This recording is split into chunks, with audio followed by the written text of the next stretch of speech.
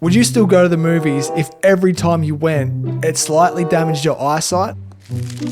What about concerts? Would you still go if you knew they were irreversibly damaging your hearing? I hate to be Debbie Downer, but they probably are. Let me paint a picture for you. You've just seen your favourite artist at an arena show. There was much singing and dancing to be had by all. That night, you get home, you put your head down on the pillow, and all of a sudden, here's this ringing noise. What the hell is that, you might wonder? This ringing is a symptom of hearing loss, and it's known as tinnitus. In short, it's your brain's way of filling in sound information that your ears used to be able to detect. And now it's gone. What can I do about this ringing, you might ask? Unfortunately, despite researchers' best efforts, and they're trying, there is currently no remedy or cure for this type of hearing loss. So it's not good. You want to avoid it at all costs. The World Health Organization recommends that adults limit their exposure to 85 decibels of noise for no more than 8 hours a day to avoid hearing damage. But get this, for every 3 dB increase in noise level, that safe exposure time is halved. For example, if the noise level is 88 decibels, the safe listening time is 4 hours. And then if you increase that to 91 dB, then it's 2 hours. And so on and so on and so on.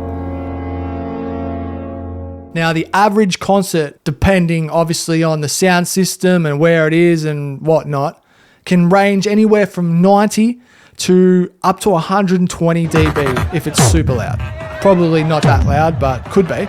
So say I'm at a Metallica concert and the music's playing at 110 dB. I would have just 2.5 minutes of safe listening time before I started to incur hearing damage. 2.5 minutes. Even if the music was 100 dB, you would still only have 20 minutes of the concert you could listen to before you start to fuck your hearing. Not long. Why then are concerts still so loud? Isn't it possible with today's modern speaker arrays and audio technology to safely deliver audio and music to people all over the arena? Well, I emailed a few local events companies to see if they could give me some answers. Give me the answers. As far as I can tell, there is no real reason other than ignorance and ego. The bands want to melt your face off by being super loud. These go to 11. And it probably seems more exciting to the fans the louder it is. People think the louder the better. If you're not redlining, you're not headlining, that type of thing. I guess the average person just prioritizes loud music over their hearing health. In the same way, people will go for a suntan despite the risk of skin cancer later in life. Alright, yeah, we get it. Concerts are loud. You still want to go and see your fave band? What can you do to protect your hearing? Well, you've really only got 2 options. That's earplugs or ear muffs.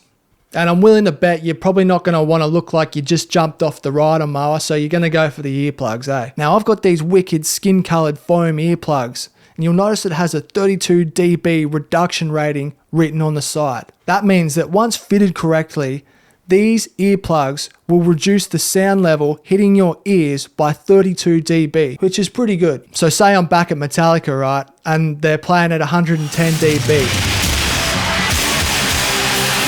I chucked these little bad girls in, and now the noise hitting my ears is only 78 dB. A much safer level to be listening to Master of Puppets at, right? It's really bloody important that you fit them correctly in order to get that rating.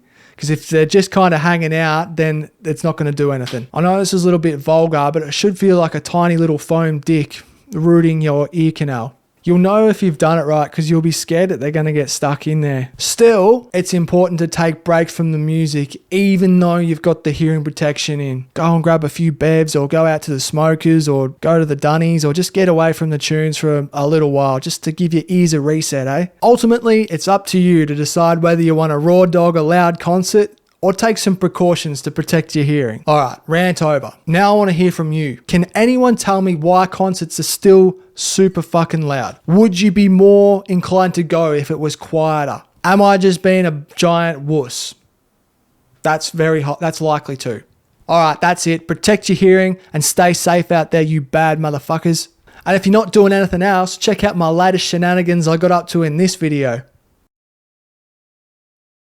Alright, catches.